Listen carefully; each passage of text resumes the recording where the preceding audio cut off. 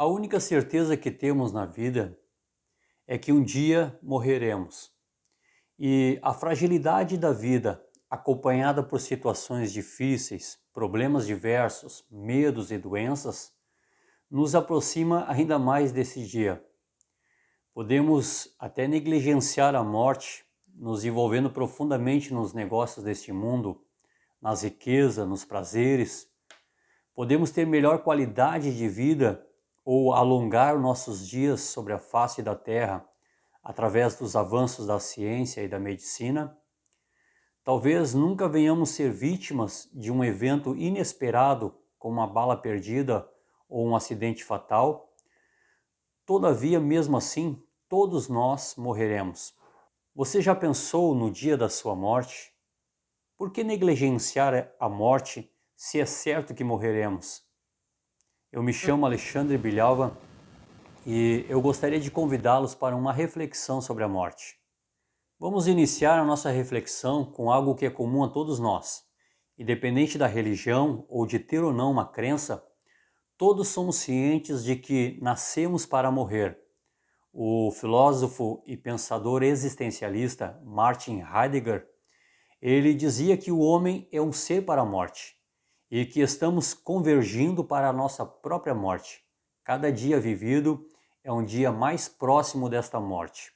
E a nossa reflexão aqui, ela não é para causar ansiedade em alguém. Pensar na morte não vai trazê-la para mais perto de você, mas vai trazer esclarecimento, porque a morte, ela sempre foi uma realidade indesejada. E existem dois comportamentos que estão presentes no ser humano até os dias de hoje, quando se fala da morte. O primeiro comportamento é o medo que temos da morte, e o segundo é a busca pela imortalidade, que acontece mesmo que de forma subjetiva, ou seja, aquilo que está no inconsciente do ser humano. Em relação ao medo da morte, podemos ver que à medida em que a sociedade foi se modernizando, o homem foi desprezando e se afastando desta realidade. Sobre este assunto, o teólogo Reinhold Blank, ele faz uma reflexão do pensamento da sociedade moderna sobre a morte, quando ele diz que antigamente o morrer tinha uma dimensão religiosa e familiar. Era aquele costume onde o moribundo era colocado num quarto da casa e parentes e amigos vinham se despedir do agonizante. Este morria em casa, na companhia da família. E muitas vezes essa pessoa ainda era enterrada no cemitério da própria família. Mas isso mudou radicalmente com o passar dos tempos. No final do século XIX, início do século XX, com a instituição médica hospitalar, a morte perdeu seu caráter de cerimônia familiar. Depois de diversos tratamentos evasivos, a pessoa morre no hospital, afastada da companhia da família. Os cuidados com pós-morte são terceirizados por serviços funerários e ainda prefere-se os enterros rápidos. A sociedade se reestruturou, opondo-se a qualquer proximidade com a morte. Preferimos distância daquilo que nos assombra. E o outro comportamento que está presente na vida do homem, além do medo da morte, é a busca pela imortalidade. Alguns estudos antropológicos mostram que há duas compreensões que estão evidentes no ser humano. São tendências de buscar a imortalidade naquilo que será depois dele. O homem procura transcender a sua própria morte. A primeira compreensão, ela vem do pensamento da prole, onde o indivíduo buscava continuar vivendo no nome e no sangue da família. Nessa cultura, as famílias eram extensas e qualquer mulher que fosse estéril, ela era desprezada, porque a pior coisa para um homem seria morrer sem deixar descendentes. E a segunda é a compreensão do legado, o pensamento da conquista que busca a eternidade na recordação da sua fama e dos patrimônios hereditários. Mas essas tendências de buscar a imortalidade na família ou nos bens, né, na fama, lhe dá vida apenas nas recordações. Podemos perceber que, ainda assim, estamos indo em direção ao nada, porque morreremos também na lembrança dos familiares ou daqueles que usufruem dos bens deixados. Com o tempo, a sua imagem ela desaparecerá ou não terá importância no âmbito desta existência, porque um dia morrerão também os que te conhecem e a sua sepultura nunca mais será visitada. Continuaremos morrendo mesmo depois da morte, porque morreremos também na lembrança dos familiares e dos que usufruem dos bens deixados. E a vida, então, ela passa a não ter nenhum significado. Mas o que é a morte? A morte não pode ser definida apenas como um conceito biológico, onde cessam todas as funções vitais do corpo humano, quando o sistema nervoso central para de funcionar, ou quando os órgãos vitais, o coração, o fígado e os pulmões, eles paralisam definitivamente.